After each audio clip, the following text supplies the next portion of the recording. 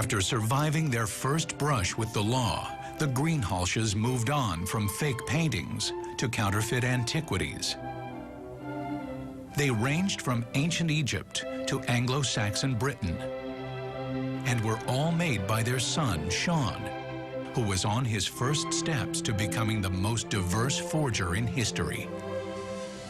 Hobbies. Can we just discuss a little bit about any hobbies or clubs that you're involved in? Yeah, I've an interest in art. Have you taken any courses or been in any colleges or No. anything like that? No, not taking anything like that. I didn't take art at school even. A bit boring, aren't I?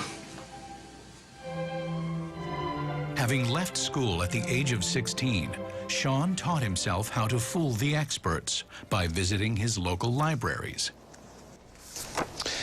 So here we have Sean Greenhalgh's registration card. He's put down his subject interest as art history, his address, Bromley Cross, Bolton. He had cooked up a plan that was both simple and brilliant.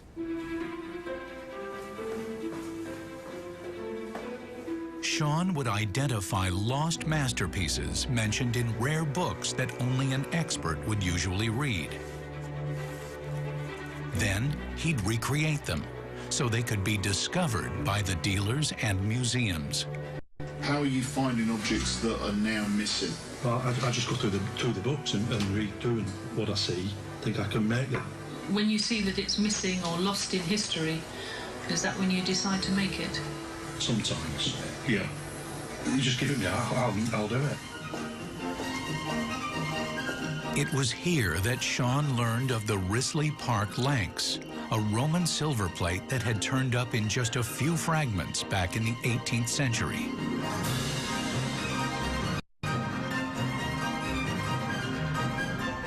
Sean made a copy of the plate back home in Bolton.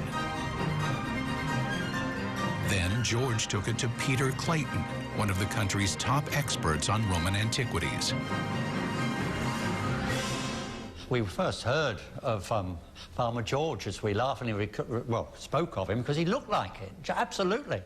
And he wrote us a letter in February 1991 saying that he got a silver plate that someone had said to him. I've got a copy of the letter here, actually. And he says an antique dealer had suggested to him it might be this Risley Park Lanx. And of course, immediately we said, it can't be complete. We know about that in archaeology. It's only in 6 pieces. And he said, oh, he's got the complete thing. And he brought it down to us.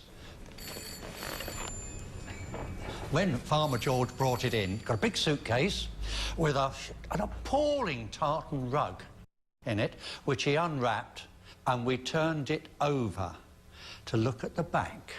Because in the original published engraving here, in 1736, it tells you what the inscription was on the back, and it was there. Bullseye, you might say. The Lanx hadn't been seen since 1736 and was legendary among Roman experts.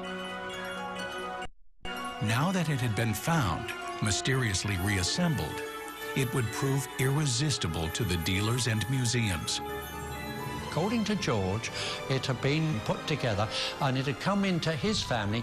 He remembered it as a child. His grandmother used to polish it.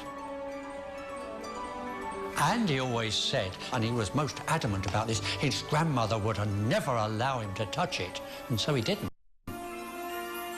The metal was tested at the British Museum to see if it was Roman, and all but one of the fragments matched the right period.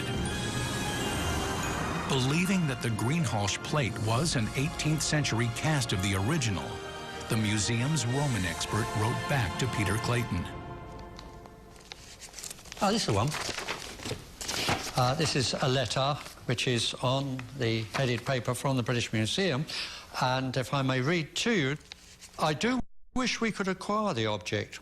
Although it is not the original in a technical sense, I have no doubt it constitutes a full record of the Lanx. Having seen and examined it, I am more convinced than ever that it is Romano-British in every sense, and the potential for future scholarship based on this piece is enormous. In 1992, a donor bought the Lanx for £93,000 and gave it to the museum.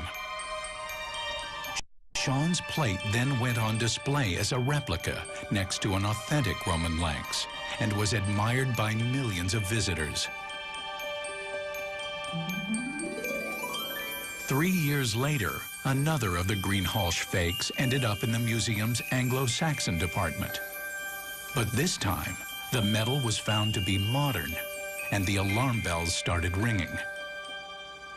As soon as we discovered that the Lanx vendor was the same name, I thought I'd better check back through our records just to see if, and of course we do regularly get fakes brought in, not all of them made by the Greenhalgh family, to see if we'd had any other things that seemed to be associated, and sure enough, there were one or two things which had come in 1989, a fake clasp with an inscription, Lulric may fake it, an Anglo-Saxon. It turned out that the Greenhalghs had been bombarding the museum with fakes, targeting a variety of departments. My great-great-grandfather was the local land bailiff at Darwin, who supervised the excavation of the burial mounds, including this magnificent pseudo-Anglo-Saxon helmet. I never saw the real thing, but he sent in the photos. And this object, which came in, says, Athelstan brings greetings to Bishop Frithstan. Then this extraordinary gold spear or set. After amassing evidence of at least a dozen forgeries, the museum contacted the police in 1995. I received a call from the director of the British Museum requesting that I go and see him in his office, which I duly did. He went on then to describe some other objects which had been going into different departments through different routes. But ultimately, when they looked at them, they all seemed to have the same origin. And he said, and they come from a family in Bolton. And I just said, do you mean the Greenhalghs? And he looked in amazement and said, how did you know? Clearly, this was going to be a case where the next step that was needed was the knock on the door. The file went to the operations unit. And to my knowledge, twice the officer to whom it went was, on the verge of going up and making an arrest, and twice was taken off and put onto, if you like, more pressing investigations. And when I retired from the police in 1999, the file was still pending. It was still there waiting for an officer to go and make those arrests.